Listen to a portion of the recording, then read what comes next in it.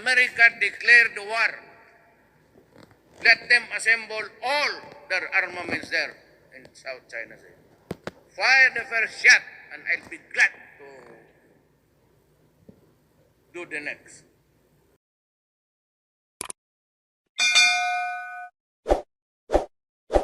US nag-warning sa China na kapag mag-strike sila sa Pilipinas is mag-strike din ang US papuntang China at tutulungan din ng US ang ating bansang Pilipinas kapag magkakagulo ito. At hindi lang po US yung tutulong sa Pilipinas kundi tutulong din po yung Russia at mga iba't ibang bansang inagawan ng mga teritoryo sa China.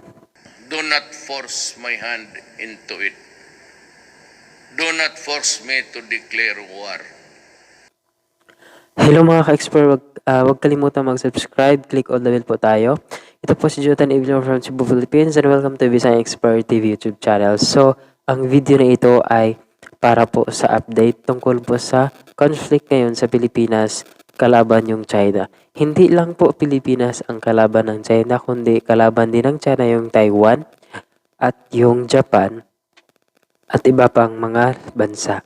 Tapos, handa naman pong tumulong yung Amerika dito sa Pilipinas kasi meron nga tayong tinatawag na joint about po sa pagtutulungan kapag magkakagulo po ayan sa buong mundo. So, ang Amerika po yung number 1 na tagapagtanggol ng Pilipinas at isa na rin po dito yung Russia at yung iba pang mga bansang inabuso at inagawan din ng mga teritoryo ng China. So, ang US po talaga is sila po yung pinakamalakas na bansa sa buong mundo. So, bakit nga ba hindi kayang magsimula si Duterte ng war laban sa China? So, unang-una mga ka-explorer, yung Pilipinas is inaalagaan niya ni President Duterte. Kahit sabihin natin na siya yung presidente natin, pero ang sabi niya, no to war po siya. So sa conflict ng Pilipinas kalaban ng China, kahit sabihin natin presidente si Duterte na matapang, hindi po gusto ni Duterte na magkaroon ng war against China. Kasi kahit nga yung Amerika, yung pinakamalakas na bansa sa buong mundo, is hindi nagsimula ng war. Bakit? Alam niyo ba kung bakit? Yung iniisip kasi ni Duterte is about sa kaligtasan ng lahat at about sa pag-preserve sa ating country. Ang sinasabi doon ni Duterte, kahit ngayong Amerika hindi kayang simulan yung kaguluhan, tayo pa kayang mga Pilipino at alam naman natin na yung bansa natin ay nalugmok at sobrang naghihirap dahil nga sa mga nakaraang administrasyon na kung saan korupsyon lang ang iniisip, pira-pira lang ang iniisip. So yun ang nasa isip ng presidente natin. Ito namang mga dilawan, mga ka-explorer, is pinipressure parati si President Duterte. Bakit daw hindi nagbitiw ng salita or hindi daw pinahalagahan ang South China Sea? Bakit hindi daw kayang paalisin ni Duterte yung mga barko na nandoon sa South China Sea na kung saan yun ay kabilang sa Pilipinas? At ito namang mga dilawan at itong si Leni Robredo gusto nang magkaroon ng war against China.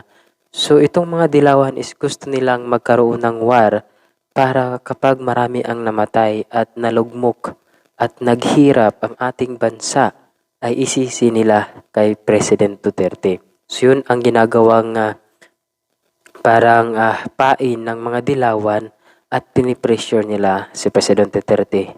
Pero pasalamat tayo na si President Duterte ay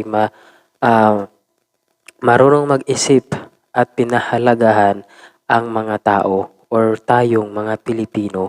I have to protect the people. Second, I have to preserve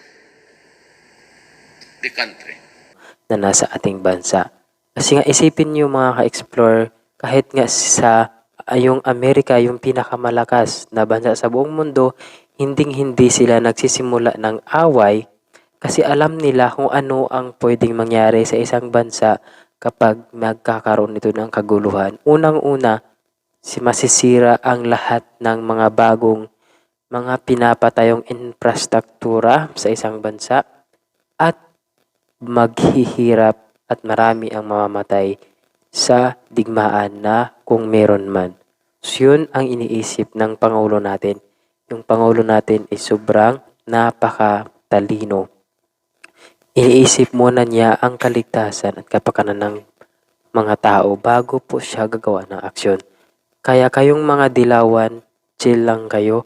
Huwag niyong i-pressure yung Pangulo natin. Alam naman natin na ang dami ng problema sa bansa.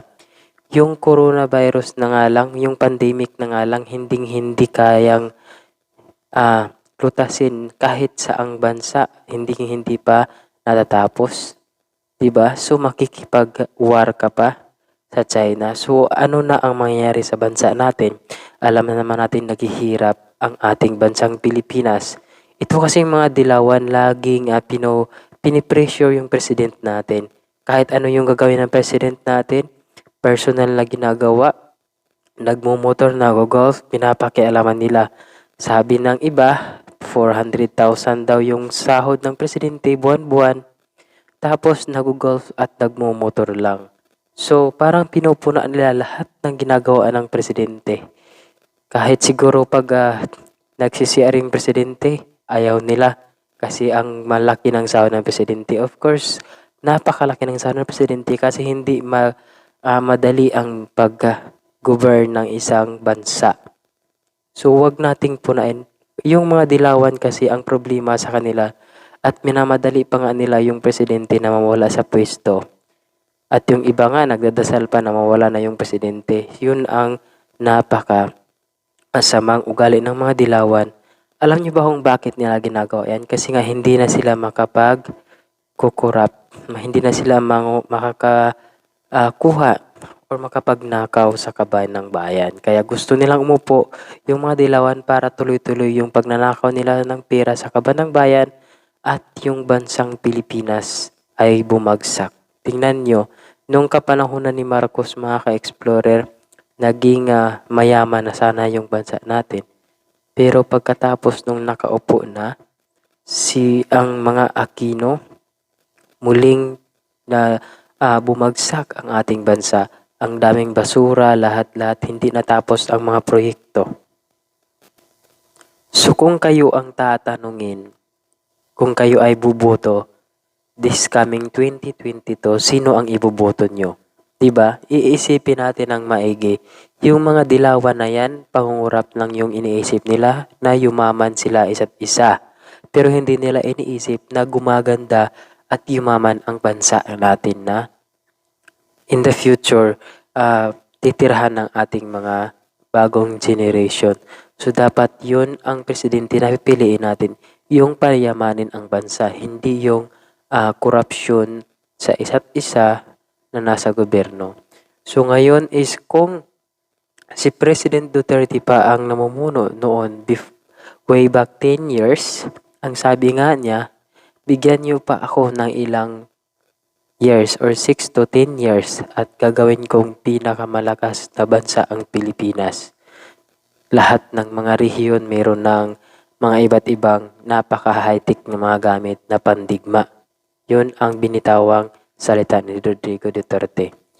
Kasi nga noon sa panahon ni Marcos din is malakas at malinis at organisado po lahat ang Pilipinas. Pero nung dumating na ang mga dilawan, Aquino administration, korupsyon lang po ang iniisip nila, yumaman sila para sa kanilang sariling pamilya.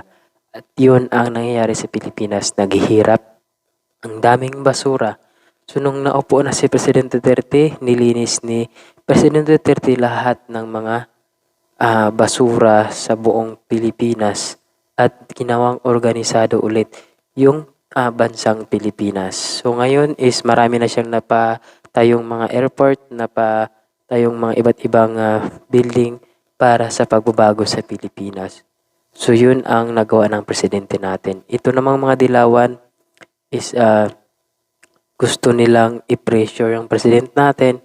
At about naman sa China, hinding-hindi makipag-war ang presidente natin dahil iniisip niya at i-preserve niya ang country natin na ngayon ay ginagawa niya ng paraan yung build para makabangon ang Pilipinas. So hindi niya kayang sirain yung mga binubuo niya sa ngayon sa kanyang administrasyon. At isa din doon is pinoprotektahan niya ang mga Pilipino.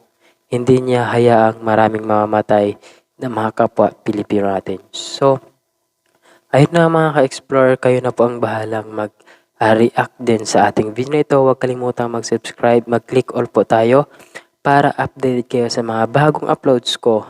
Update natin sa Philippines versus China na conflict. So, thank you very much for watching. Huwag kalimutang mag-subscribe, i-like at saka i-share ang video na ito.